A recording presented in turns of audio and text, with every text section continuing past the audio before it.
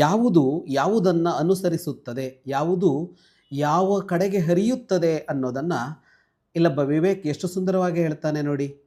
ಅಲಿರನುಸರತಿ ಪರಿಮಳಂ ಲಕ್ಷ್ಮೀರನುಸರಸ್ತಿ ನಯನಗುಣ ಸಮೃದ್ಧಿಂ ನಿಮ್ನಮನುಸರತಿ ಸಲಿಲಂ ವಿಧಿಲಿಖಿತಂ ಬುದ್ಧಿರನುಸರತಿ.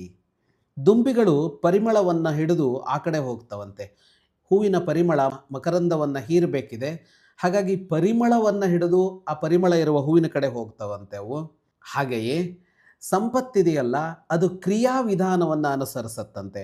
ಅಂದರೆ ಯಾರು ಚೆನ್ನಾಗಿ ಕಾರ್ಯ ಮಾಡ್ತಾನೋ, ಚೆನ್ನಾಗಿ ಅಂದರೆ ವ್ಯವಸ್ಥಿತವಾಗಿ ಕಾರ್ಯ ಮಾಡ್ತಾನೋ, ಸಂಪತ್ತು ಅಲ್ಲಿಗೆ ಹರಿಯತ್ತಂತೆ. ನೀರು ಕೆಳಮುಖವಾಗಿ ಹರಿಯತ್ತಂತೆ. ಇನ್ನು ನಮ್ಮ ಬುದ್ಧಿ ಇದೆಯಲ್ಲ, ಅದು ನಮ್ಮ ಹಣೆ ಬರಹವನ್ನು ಅನುಸರಿಸತ್ತಂತೆ. ನಾವು ಎಷ್ಟೋ ಸಲ ಬುದ್ಧಿವಂತರಾಗಿದ್ದರೂ ವಿವೇಕಿಗಳಾಗಿದ್ದರೂ ಕೂಡ ಆ ಸಂದರ್ಭದಲ್ಲಿ ತಪ್ಪು ಮಾಡಿಬಿಡ್ತೇವೆ, ಜಾರಿ ಬಿಡ್ತೇವೆ.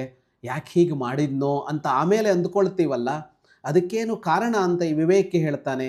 ನಿನ್ನ ಪೂರ್ವ ಕರ್ಮ ಒಂದಿದೆ, ಅದು ನಿನ್ನ ಹಣೆಯ ಬರಹವಾಗಿ ನಿಂತ್ಕೊಂಡಿದೆ.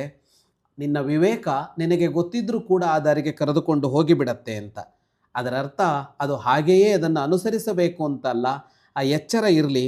ಪೂರ್ವ ಕರ್ಮ ನಿನ್ನನ್ನು ತಪ್ಪು ದಾರಿಗೆ ಎಳೆಯತ್ತೆ, ಎಳೆಯದಂತೆ ನೀನು ಗಟ್ಟಿ ನಿಲ್ಲಬೇಕು ಅನ್ನೋದು ಈ ವಿವೇಕಿಯ ಆಶಯ. ಶುಭಂ ಭೂಯಾತ್.